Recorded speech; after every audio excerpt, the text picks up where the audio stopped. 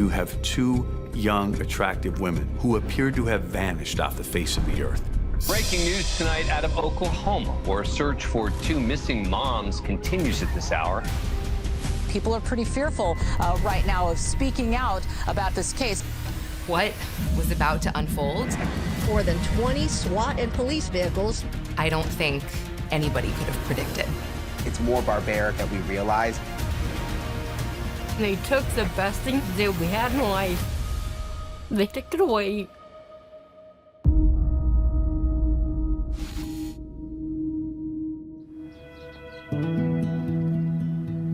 Hugoton is very rural. We live in the corner of Kansas, which is next to Colorado, Oklahoma, and Texas border. There's a tradition of the West out there. You know, the citizens themselves have a belief in their own authority. That panhandle has the moniker no man's land. It's so desolate and things are so very far apart. I mean, you can see for miles anytime you drive somewhere. We're just a one-stoplight town. Everybody here is so kind, so nice. They're always in your business, but that's the good thing, you know? We're all about helping each other in this community.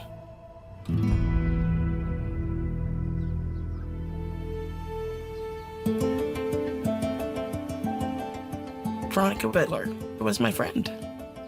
She was always happy. I am a manicurist, and I started doing her nails. She was funny. If she's your friend, she's your friend. And if she don't like you, she didn't like you. We were friends, but I felt more like a mama bear, yeah.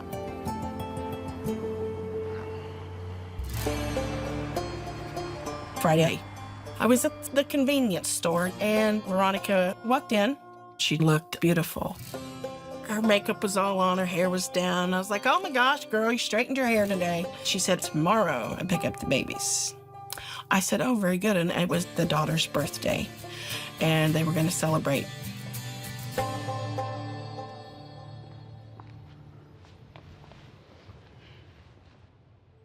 I'm Brian Enton, and I'm the senior national correspondent with News Nation. Every single Saturday, 27-year-old Veronica Butler would travel across state lines from Hugoton, Kansas, over to Oklahoma to pick up her two kids. There's a 6- and an 8-year-old. Veronica was locked in a bitter custody battle with the children's father. Veronica was going to have a birthday party for one of the children. She did not have custody of her kids. She actually hadn't seen them in a few weeks because her visitation kept getting canceled for different reasons, and she was thrilled. She loved to just be with her kids in any way that she could. Those kids were very important to her. Probably the most important thing. Hey. This is Sissy's dog's horse.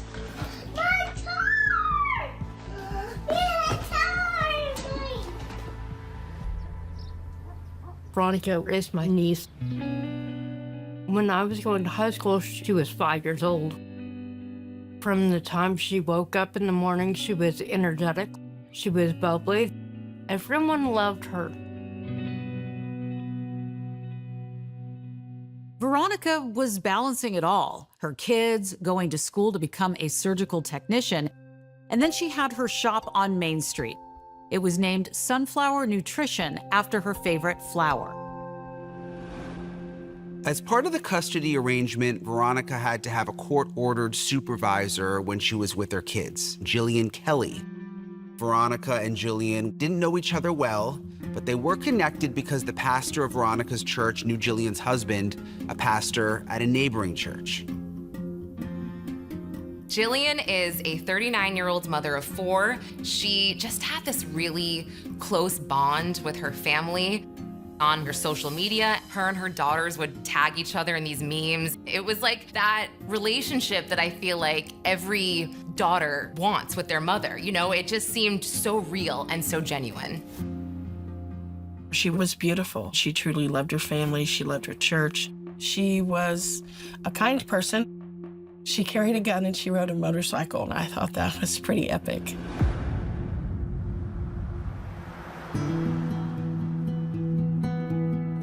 That morning, Veronica and Jillian were traveling from Kansas to Oklahoma to pick up her children. They were due right around Four Corners, right off of Highway 95. They were gonna do some sort of handoff with the children. There was a horrible custody battle that's been going on. So the supervisor, Jillian, was going to observe the birthday party. She was going to observe whatever they did after, and then she was gonna write up a report and deliver it to the judge. From Yucatan, which is where Veronica lives, to where they were picking up the kids in Four Corners is a 45-minute drive. But Veronica and Jillian and the children never showed up to the birthday party. So Veronica had a few family members that became worried. My sister, her and her husband were at Veronica's house for the birthday party for the youngest child. And Veronica did not return. She should have been home by 10:45 that morning. Veronica was not answering her phone, and we didn't know what was going on. And we were scared. After about an hour, my sister and her husband went to look for Veronica. The car was found about 6 miles away from their meetup spot at this abandoned gas station at an intersection the townspeople called Four Corners. It had been diverted off of the main highway about 1,000 feet onto a dirt road. My sister and her husband found Veronica's car. Veronica's glasses were broken on the ground. My brother-in-law had called the cops because he automatically knew something was wrong.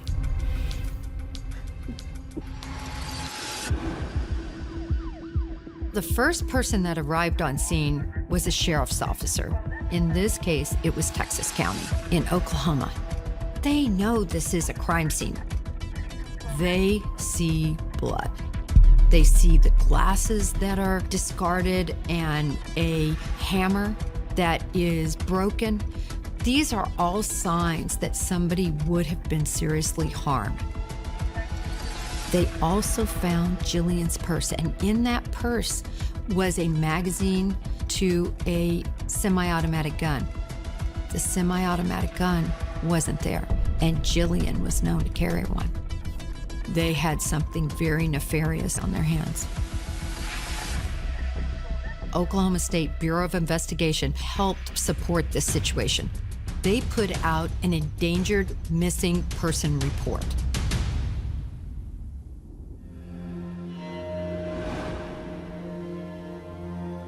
My sister, she had gotten an EMA alert on her phone about Veronica. And that's when I started getting scared. I saw on my phone that there was a missing alert. I saw that, and I didn't want to believe that. It was kind of hitting home. I'm really trying not to cry.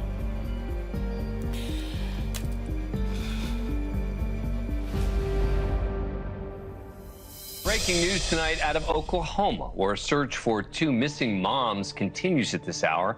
27-year-old Veronica Butler and 39-year-old Jillian Kelly were last seen on Saturday driving to Oklahoma from Kansas. Police are concerned. There are no suspects or persons of interest at this time. We do believe that these two women are in danger. I cover a lot of cases, and this case hit me hard. I am a mother myself. Who could have taken them? What might have happened? Two Kansas mothers who vanished. Police found their car abandoned. They never made it to the usual pickup point, an abandoned gas station. School today was going to be on lockdown. Was the car running? Did it have gas in it? No leads, no suspects, no idea where these moms are. Vanished more than a week ago. Authorities in Oklahoma have not shared any updates. If you know anything, saw anything, call in a tip. Jillian and Veronica, the missing Kansas moms, were splashed across every television set. every internet story. Our News Nation team attempting to retrace their steps to piece together what might have happened. Let's bring in correspondent Laura Engel, who is live in Kansas in their small hometown there. I had been tracking this story from the very beginning. So when I arrived on the scene, we didn't know where they were. We didn't know who was responsible, and neither did anybody in town. People seemed to really be in fear of their lives. Law enforcement wasn't commenting. The women had completely vanished without a trace in broad daylight. They never made it to this location, and it's right down that road, North 95. That is where her vehicle was found abandoned. When we got there and we realized just how far it was off of that main highway, that's when you realized how scary it must have been, because they were pushed well off the dirt road where if you were driving by, you probably wouldn't see what was happening. We want to show you some drone video that we have taken of this very spot where that blue SUV was found on March 30th. And as you can see, when it lifts up and around from that location, that's what we're talking about. Flat, wide. There were so many questions. And we knew there was something very, very wrong.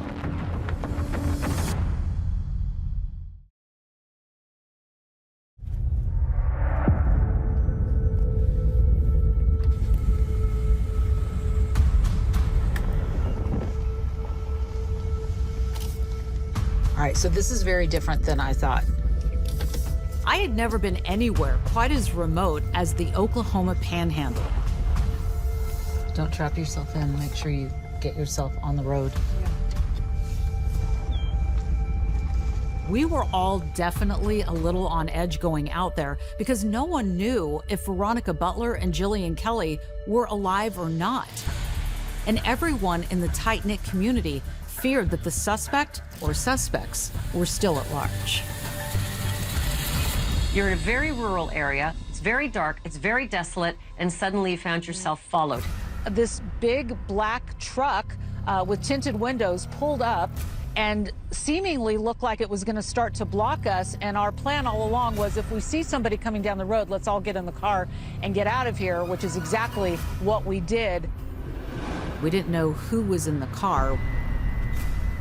My crew and I were just as unnerved as the townspeople over the mysterious disappearance of Veronica and Jillian. And it was terrifying. There are pools of blood, purses, eyeglasses, parts of a weapon. You can't ignore particular pieces of evidence. In my experience, rumors abound at that point. It looks to me like an abduction. Is it abduction from somebody they know, or was this an opportunity crime? There's all sorts of crazy rumors about pig farms and how they might be involved in all of this. That area is reportedly known for guns, drugs, human trafficking. This little town was scared, and the town was on edge.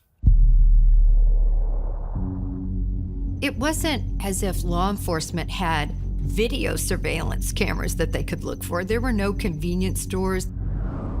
So you start with that closest inner circle. It's going to be their spouse or their ex-boyfriend, somebody involved in a personal relationship with them. The father of Veronica's children was Wrangler Rickman. He became a father very young. He held work sporadically. He's had his own personal struggles with drugs. Veronica, she worked hard, like 2 or 3 jobs, just to take care of her baby's daddy and the 2 kids after they had split up. Veronica was the only one that had sole custody. Then what Wrangler wanted was them to have shared custody. I started to look into the court documents in this case. I mean, this was complicated. Both parties weren't in the same state, and it was messy. Accusations went back and forth. This was a roller coaster. The custody battle played out through the courts over a period of years, but it got nasty real quick. Now, something happened that is a bit unclear, and the kids were taken away from Veronica. She absolutely loved her children, and that was the goal, was absolutely to get her more time, and then to be on the path to regain custody. That was our plan for sure. And Veronica was working very hard to get those rights back to unsupervised visits with her children. In fact, a hearing was to occur where Veronica had asked the court to remove the requirement that her visitations with her kids be supervised.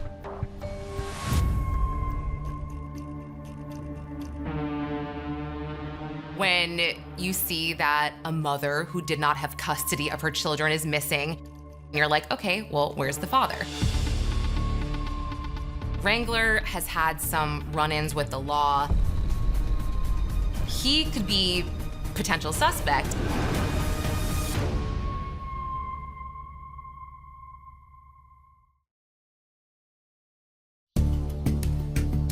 Wrangler Rickman got into some trouble. I dug into this, I started doing some research, and I came across Wrangler was arrested for possession of a firearm after a felony conviction. But about 8 or 9 days before Veronica and Jillian went missing, he was due in inpatient rehab as part of this deal for his arrest. He did, in fact, report to rehab. So this particular day, he was in a rehab facility in Oklahoma City, so he has an alibi. But Wrangler is in no position to take ownership and custody of his own children. So in this bitter, protracted custody battle between Wrangler and Veronica, Tiffany Adams is right in the middle. Tiffany Adams is Wrangler Rickman's mother and is a grandmother to these children. She wanted full custody of her grandchildren. Grandma Tiffany was on the board of the local hospital. She was active in her political party. This is someone who clearly, in the eyes of a court, could provide a loving home for these children. Law enforcement learned that Tiffany Adams was supposed to be doing the exchange, waiting at Four Corners for Veronica. But according to Tiffany, Veronica had canceled the exchange at about 9 o'clock that morning, and Tiffany said she didn't know what happened. They were able to obtain a search warrant for Grandma Tiffany's phone. But the warrant, that was going to take time. Investigators are turning over every stone. They were questioning anyone that was in the vicinity of Four Corners. And soon they got information that led to a nearby landowner.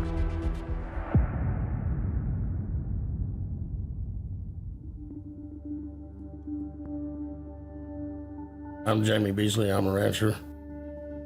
My family's been here for 141 years, and I just recently inherited it. It's right at 1,000 acres. Veronica and Jillian have been missing probably a week and a half, and the next thing I know, OSBI brought me in and started questioning me about a white trailer. I got a white trailer and stuff. The OSBI had told me that my pickup and trailer matched the description. So the pickup and trailer had been spotted on the day that these girls was missing and everything. Asked me why it was hooked up, sitting in front of my house on the day before all this took place. Told me that everything was pointing at me. That pretty well shocked me. I didn't know what to do. They had warrants, and they went through my pickup, inside, outside, swabbed it down, wiped it down, and they told me they had reason to believe that the girls were buried on my property. Law enforcement was investigating Jamie Beasley because 2 prepaid cell phones were pinging on his property the day that the Kansas moms went missing, which on his vast parcel of land was highly suspicious. And so OSBI began questioning him about the very day Veronica and Jillian went missing.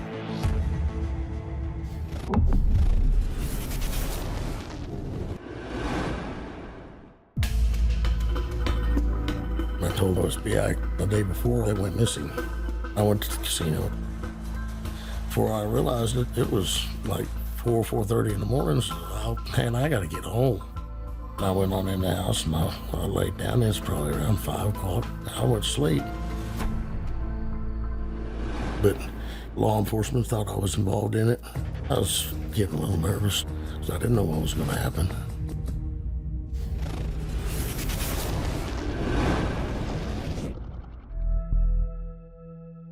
Around April 3rd, a confidential witness came forward and pretty much blew this wide open.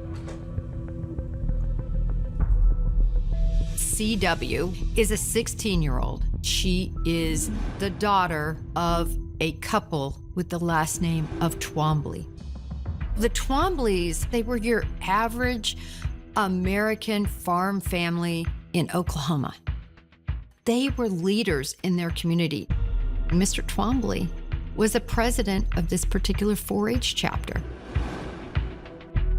This confidential witness came forward and said her mom, Cora Twombly, and stepdad, Cole Twombly, were part of a group known as God's Misfits. I immediately started investigating God's Misfits. I learned a few of them believed they were sovereign citizens. Sovereign citizens do not honor law enforcement. They don't believe they should be governed by any law other than God's law, the Bible, via their interpretation. They don't believe in having to pay taxes. They don't respect the law. We learned that there was another group called God's Misfits in South Carolina, but they had absolutely no connection with the one in Oklahoma. The God's Misfits in Oklahoma, I was told, had dozens of people in it.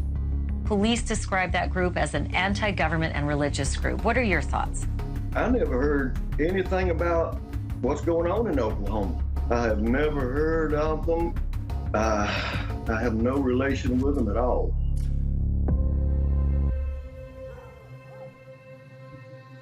In fact, very little was known about this group in Oklahoma, but I did learn that they met at a very, very interesting place. Right next to the Twombly's house at the abandoned old Plainview School. One of the main premises of this group is that you're the only person sovereign over your children. The confidential witness knew about this extreme ideology of the group that both her mom and her stepfather were a part of. Cora allegedly told her daughter, our confidential witness, that she and Cole were going on a mission for the God's Misfits on March 30th, 2024. In the time frame that Jillian and Veronica went missing, when Cora Twombly allegedly returned home, CW asked her about the mission and how it went, and Cora Twombly told her it didn't go as planned, but that we didn't have to worry about her anymore.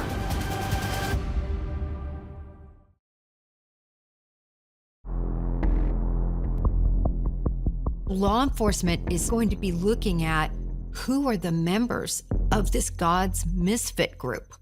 Where were they when Jillian and Veronica went missing? There was so much happening behind the scenes. No one in the public, none of us in the press, none of us knew anything about any of these investigations. But the Oklahoma State Bureau of Investigation began pressing harder on one of their suspects, Jamie Beasley.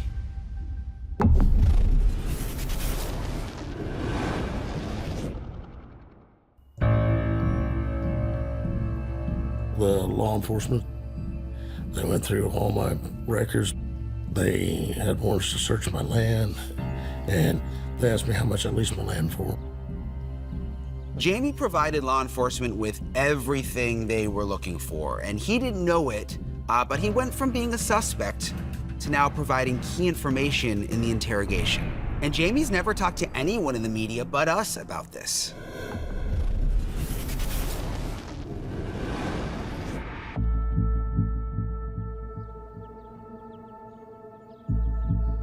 We've been going through some major drought. A lot of people cut way back on their herds, so I offered to lease my land out to a couple of my neighbors for grazing purposes. Tad Cullum gave me cash up front for the lease for 2023. Brought his skid steer over, cleaned all that up without me saying anything. He just come and did it.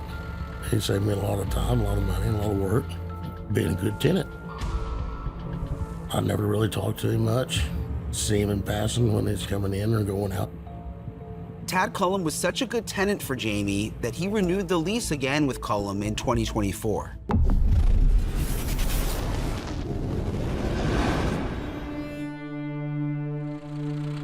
He's brought his skid steer over. He asked if he could have those treat stumps. He wanted the whole trunks out of them because he wanted them for the lumber. And I said, well, sure, if you really want to do it, that's fine with me. You're doing me a favor. Never thought anything about it.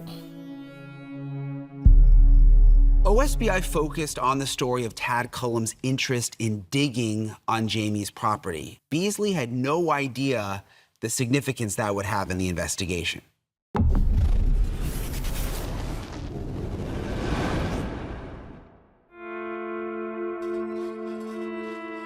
Well, I got up next day, noticed that the skid steer and all the equipment was gone.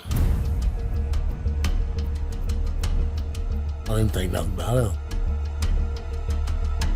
The skid steer really proved to be key information. The revelation that Tad Cullum not only rented land from Jamie Beasley, but was digging on his property, that coincided with the investigation into God's misfits. In this group of God's misfits were Cora and Cole Twombly, and wouldn't you know it, Tad Cullum. As soon as I learned about Tad Cullum's involvement, I really hit the pavement. I was in town knocking on doors, and I just ran into this judge, a man named Vince Forbes. He told me that he knew Tad Cullum and that they actually had a lumber business together, and he agreed to go on camera with me. Did you ever get a bad vibe from Tad? No. Tad was one of the nicest, funniest. I seen him almost on a daily basis this last month. We were working together. I wanted to buy a small sawmill. Tad was a friend. Knew him for 5 or 6 years, so we went into business together. He said, I've been researching this sawmill thing. I think it's a good idea. He had put $30,000 in that business. I'd put $9,000. Tad was a good salesman. He had people wanting to buy lumber. Lots of it. Things seemed perfect.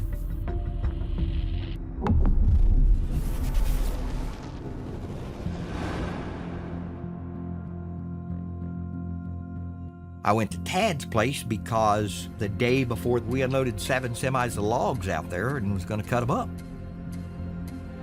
Drove down there and I was shocked. They raided the place. Our news station crew, the only network on the ground to capture this exclusive footage, at one point following more than 20 SWAT and police vehicles. Judge Forbes had no idea, but he drove right into the SWAT team on the move. He was there right when they were getting ready to make the arrests on his business partner, Tad Cullum. Guys with rifles stopped me and said, who are you and what are you doing? I said, that's my sawmill sitting over there. Can I take it with me? They said, no, leave. All officers appeared heavily armed and wary of all who approached, drawing guns to turn people back. And I didn't put 2 and 2 together until that raid. I do believe the devil is here and evil is a thing that exists.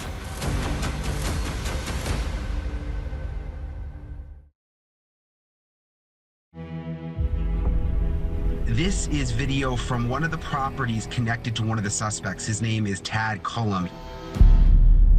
And they were towing a white trailer. Police wanted to take it into evidence, and we have heard from witnesses that they saw that white trailer in the area of where the 2 moms were killed. Investigators were originally suspicious of Jamie, not only because of his white trailer, but also because there were 2 cell phone pings on his property the day Veronica and Jillian went missing.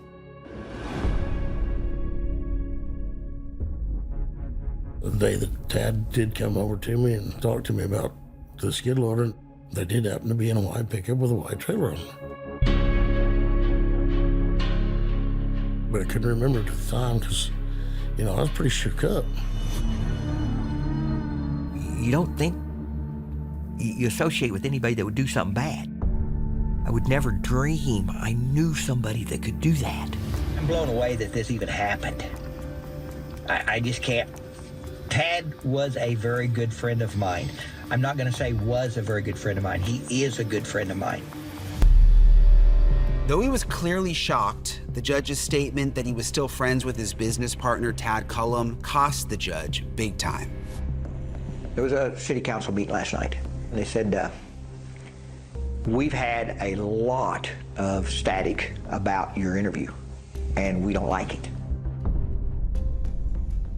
One of the councilmen popped up and said, oh, you're going to turn in your resignation. He's very nasty about it. The interview I did with Brian for News Nation cost me my job because the city didn't think I should have done it. I don't think I did anything wrong, and I don't think I'm doing anything wrong now. Unfortunately, Vince paid a high price for his relationship with Tad, or at least going public about it, which I do still feel really bad about. But his friendship with Tad led some to think that he just may be connected with the case. I've been accused of helping because it was a friend. Yeah, Judge Forbes bought a wood chipper. They probably run the bodies through it. It hurt my heart because I felt like they thought I was involved in it. Had no idea what was going on. Tad is still a friend, but he kept me totally in the dark.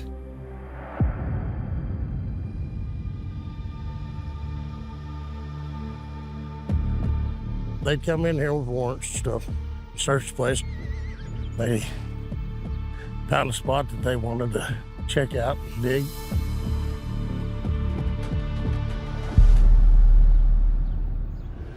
We have learned that the bodies of the two women were found in a chest freezer buried in a cow pasture. It took investigators 2 days to excavate the site, and when they did, documents revealed that several items were found with what appeared to be blood on them, including clothes, duct tape, and a black sheath knife. They did find the two women. It's a real secluded place, but an easy place to get down in and not be seen.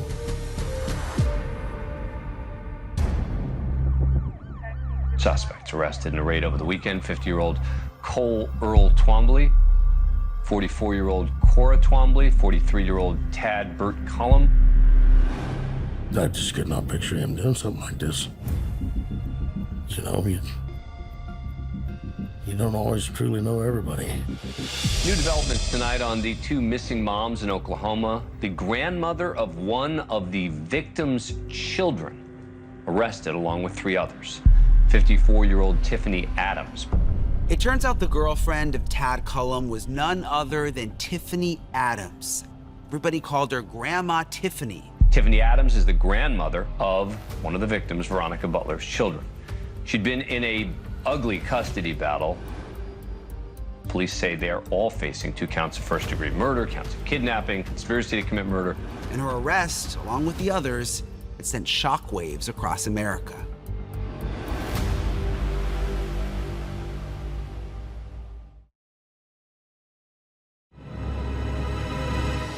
Multiple arrests have been made involving the 2 women who disappeared in Oklahoma 2 weeks ago. A custody fight may be linked to it all. Tiffany Adams is the grandmother of the 2 children Butler was on her way to see on March 30th, and Adams had bitterly fought against more visitation. A custody hearing was set when Butler was expected to seek full custody. Kelly was among 4 court-appointed supervisors for Butler's visitations. They never made it.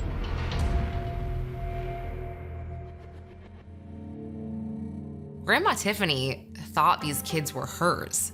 She probably felt like she was losing control.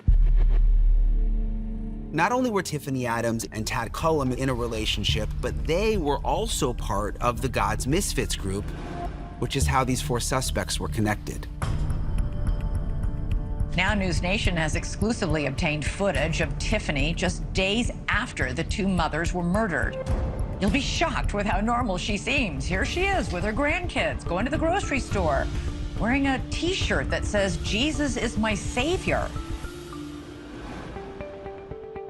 As an investigator, you're always looking for that piece of evidence that ties an individual to a crime. Investigators extracted the cell phone of Grandma Tiffany, and what they found blew this case wide open. According to law enforcement, Grandma Tiffany had been conducting a series of searches, such as taser pain levels, gun shops, prepaid cellular phones, and how to get someone out of their house. These searches appeared to be plans for the crime, and this corroborated what the confidential witness shared with law enforcement. The God's misfits are presumed innocent here. If they try some anti-government angle, in my experience, those types of pursuits have been unsuccessful. But Tiffany Adams and the God's misfits have a right to a trial under the very system they claim to not support.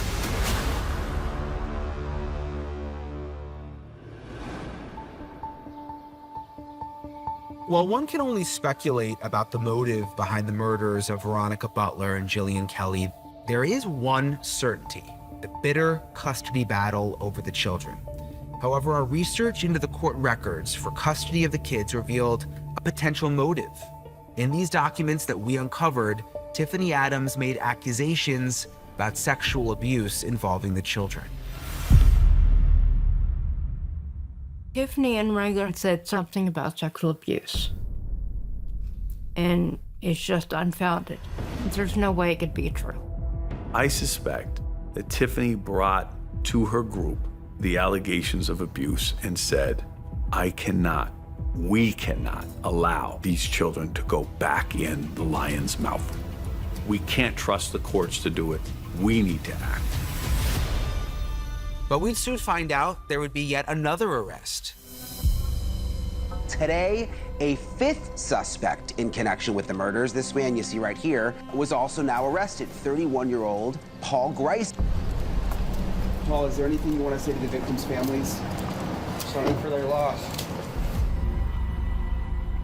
The release of the autopsy revealed an absolutely barbaric crime. Both Veronica Butler and Jillian Kelly suffered extensive injuries to their body. Veronica sustained 30 deep stab wounds around her neck and throughout her body. Jillian suffered 16 deep stab wounds, mainly at the base of her neck. Both women suffered a number of wounds caused by a stun gun to the back of the neck and shoulders. Both women had deep knife wounds in their hands, which examiners say show that they were acting in self-defense, fighting back against the killers.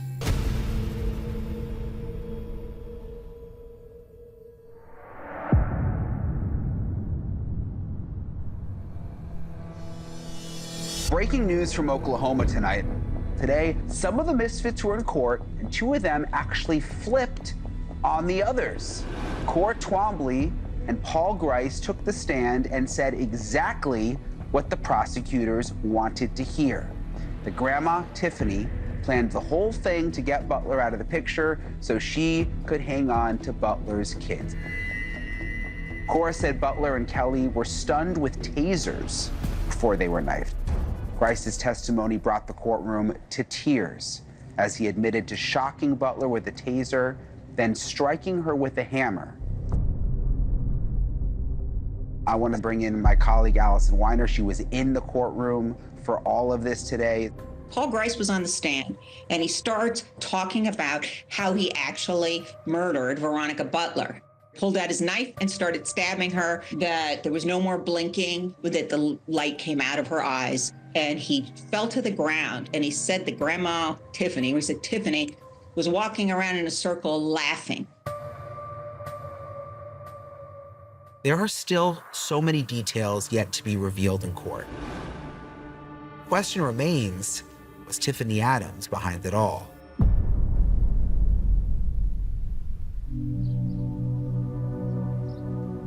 My life's been turned upside down. One of my neighbors didn't want the school bus coming over to my place anymore with his kids on it. I didn't do anything. My boys dang sure didn't do anything.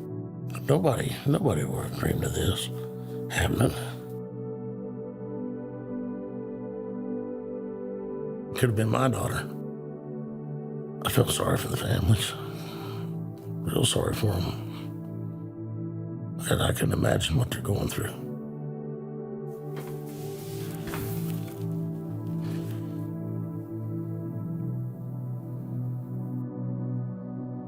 They took the best thing that we had in life. They took it away. They took it away on her daughter's birthday.